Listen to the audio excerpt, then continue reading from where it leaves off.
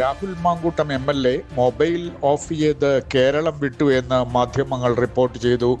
ഇതേസമയം ഈ audio clip ഗൂഢാലോചനയുടെ ഭാഗമാണെന്നും യുവതി 2024 വിവാഹിതയായിരുന്നുവെന്നും സ്വന്തം ഭർത്താവിനെ വഞ്ചിച്ചാണ് മാങ്കൂട്ടത്തിലുമായി അടുത്തതെന്നും നിരീക്ഷകൻ രാഹുൽ ഈശ്വർ മാധ്യമ ചർച്ചയിൽ പറഞ്ഞു. രാഹുൽ മാങ്കൂട്ടത്തിലിനോട് വിവാഹിതയെന്ന വിവരം യുവതി മറച്ചുവെച്ചുവെന്നും രാഹുൽ ഈശ്വർ പറഞ്ഞു. രാഹുൽ മാങ്കൂട്ടം MLAക്കെതിരെ ജാമ്യമില്ലാ വകുപ്പ് പ്രകാരം കേസെടുത്തു. സുഹൃത്ത് ജോബി ജോസഫാണ് ഗർഭനിരോധന ഗുളിക എത്തിച്ചതെന്നും റിപ്പോർട്ട്.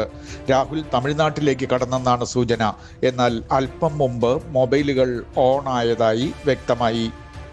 സ്വർണ്ണക്കൊള്ളയ്ക്കും ദുഷിച്ച ഭരണത്തിനും മറയിടാനാണ് വീണ്ടും രാഹുൽ വിഷയം ഉയർത്തുന്നതെന്ന് കോൺഗ്രസ് നേതാവ് കെ മുരളീധരൻ മാധ്യമങ്ങളോട് പറഞ്ഞു. തെറ്റു ചെയ്തവരെ CPM-നെ പോലെ കോൺഗ്രസ് സംരക്ഷിക്കില്ലെന്നും മുരളീധരൻ പറഞ്ഞു. EDക്ക് മുന്നിൽ ഹാജരാകാനുള്ള നോട്ടീസ് അനുസരിക്കാത്ത MES അധ്യക്ഷൻ ഫസൽ ഗഫൂറിന്റെ വിദേശയാത്ര അധികൃതർ തടഞ്ഞു. കാസർഗോഡ് BLOയെ മർദ്ദിച്ച CPM LC സെക്രട്ടറി A സുരേന്ദ്രനെ ആടൂർ പോലീസ് അറസ്റ്റ് ചെയ്തു.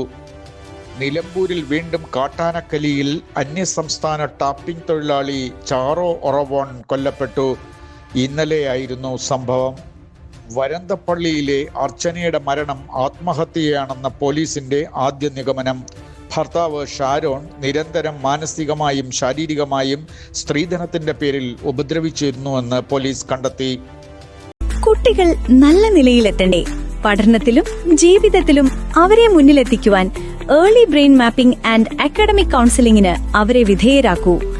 ജീവിതത്തിൽ അവർക്ക് വേണ്ടി നിങ്ങൾ ചെയ്യുന്ന ഏറ്റവും വലിയ സൽപ്രവൃത്തി online and offline service global gateway institute early brain mapping and academic counselling. ഇപ്പോൾ വിളിക്കുക 81-29-51-6829. മറ്റൊരു നമ്പർ 9074746363. നടിമാരായ അംബിക രാധമാരുടെ അമ്മയും കോൺഗ്രസ് നേതാവുമായിരുന്ന കല്ലറ സരസമ്മയുടെ നിര്യാണത്തിൽ രാഷ്ട്രീയ കലാരംഗത്തുള്ള നിരവധി പേർ ആദരാഞ്ജലി അർപ്പിച്ചു. നാളെ വൈകിട്ട് തിരുവനന്തപുരത്ത് കല്ലറ വീട്ടുവളപ്പിലാണ് സംസ്കാരം. 86 വയസ്സായിരുന്നു. 10 വർഷം കൊണ്ട് കേരളത്തിന്റെ കടം 6 ലക്ഷം കോടിയായെന്ന് പ്രതിപക്ഷ നേതാവ് VD സതീശൻ പറഞ്ഞു. ശബരിമലയിൽ സ്വർണം മോഷ്ടിച്ചവർക്കെതിരെ CPM ഒരു നടപടിയും എടുക്കുന്നില്ല എന്നും പ്രതിപക്ഷ നേതാവ് ആരോപിച്ചു. ഇന്നലെ തിരുവനന്തപുരത്ത് പോലീസ് വെടിവെച്ചപ്പോൾ രക്ഷപ്പെട്ട കാപ്പ കേസ് പ്രതി കൈലി കിരണിനെ കാട്ടാക്കടയിൽ നിന്ന് പോലീസ് സംഘം അറസ്റ്റ് ചെയ്തു. ഇതാദ്യമായി നേവിയുടെ ശക്തിപ്രകടനം തിരുവനന്തപുരത്ത്.